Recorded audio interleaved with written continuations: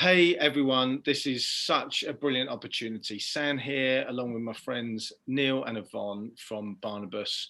Yvonne, you haven't kind of graced us with your beautiful presence that often. I don't think at all, have you? Have you kind of talked to our church community before? No, I don't think I have. I think I normally make Neil do it. That sounds like all of us, actually, yes. So, but you have to say, God has gifted Neil with some amazing ability to connect with people. And I tend to do the opposite. So that's why I make Neil do it. Yes. Not true. Well, it's so good to have you both together. And for those that don't know, Yvonne is the CEO of Barnabus. And I guess, Neil, you are literally right-hand man. You are, what's your role? What's your title at the moment? Title now is Partnership Manager. Partnership Manager. Yeah. Amazing, amazing. So we just wanted to take this opportunity just to say, I guess, first of all, you guys are amazing. What Barnabas do is just simply incredible. Really to share your heart of and the vision in terms of what's happening into the future with Barnabas. So over to you guys, really.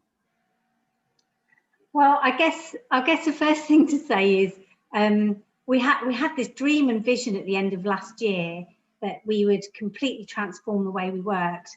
And what we didn't envisage was that COVID, which for so many people has been so damaging and even has taken lives, has actually had the opposite effect for us, where we've actually been almost pushed into our new strategy.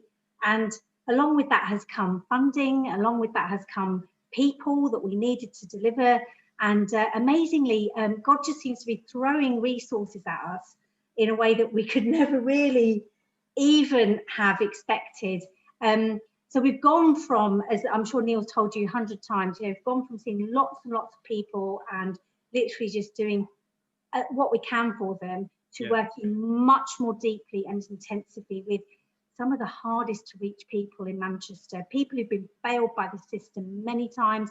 They've given up, their mental health and their addiction has taken over. They've just lost complete hope. And what we've seen since we reopened in August is just the way that God's heart is leading people.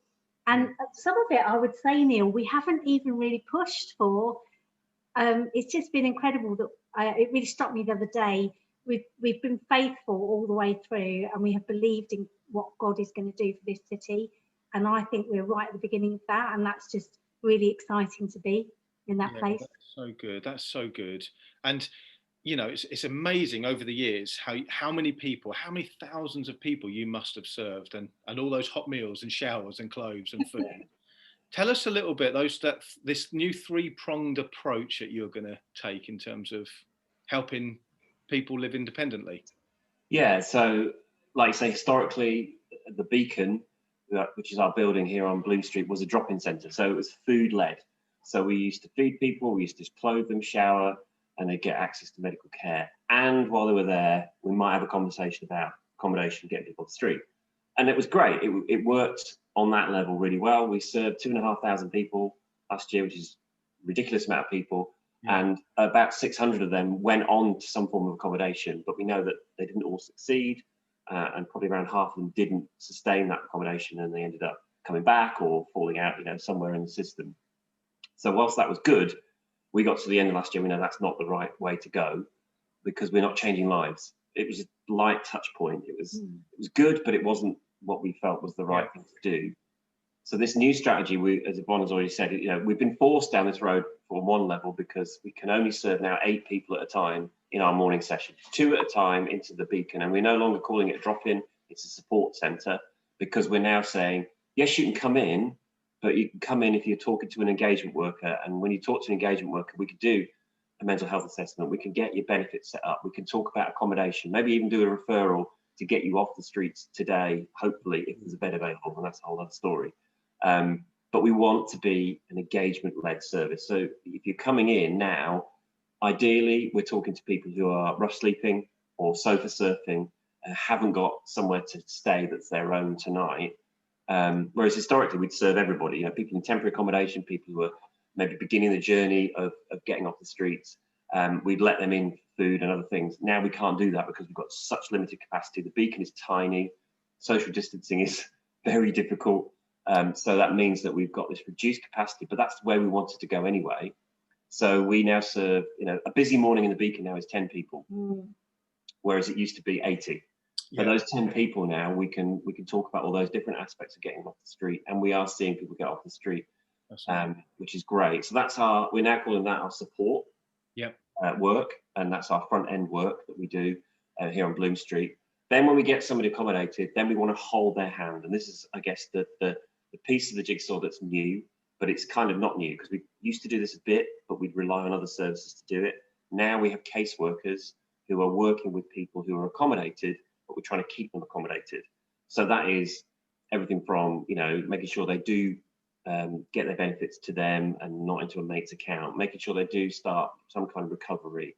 Are they engaging with the NHS? Are they engaging with mental health services, or whatever service that they need, and to help begin to build good routines. Often still they're not in our own property or in our own places, they're in other people's projects, but they're projects that we know and we can get access to them and work with the workers there. And then if they build up a good record, that's probably the best way, then we can begin to say, have you got a good track history there? Maybe you're getting ready to make a jump into your own tenancy. And that can be months, could be years before they're ready for that. But what we are seeing is there are some guys who we've just even in the last few months have accommodated who we never accommodated before. There's one individual I can think of. My caseworker just said to me the other week, he made eye contact with me the other day, and she's known him for 8 years, and he's never done that. He's still accommodated. He's been accommodated for a good couple of months. Yeah, at least. And he looks well, and he's trying to reconnect with his family. He's got a long way to go with his addictions and his mental health, but that trust is being built, and that's somebody we're hoping we can just keep that drip feed of support. Amazing. And then alongside that, we've got then I guess the next step. So we've got support, we've got progression, which is where our caseworkers are working long term, and then we've got sustain. And this is a bit, we've had a resettlement program for 2 years now. Maybe three. 3 years, and that's been great. We've got Amy as our resettlement worker. We've only got one Amy, and she's dealing with about 15 people at once, and that is enough. We know that when she's working with those people, they can sustain their tenancies. So they are out in the community, they're in their own properties, and in that environment, all sorts of things can go wrong. And if there's nobody there to help them, a lot of people end up in that situation and lose their tenancies. And that could be as simple as, the anniversary of my mother's death means I go back to my addiction. I stop paying my rent. I get into arrears. And I get evicted, and I'm back at the Beacon, and I'm homeless again. And if we can avert that by having Amy on the scene, then we do. But we want to grow that. One Amy is not enough. 15 people in accommodation is not enough. We estimate there's 50 people rough sleeping in the city alone. During the Everyone In campaign, 1,700 people were in the hotels. So we know we've got a massive problem. But the only way to grow, sustain is to replicate Amy, which we're not cloning yet, so probably not going to do that anytime soon. But we'd love church support, and this is I know we've been talking, Sam, and dreaming, and I've been talking with Phil and Sarah. What does it look like for the church in Manchester to step into that void and help people who we've put into accommodation to sustain their accommodation? So sustain is going to be, it's still embryonic. We've got lots of policies and procedures and training that we need to write and develop, but we want to do that with our church partners.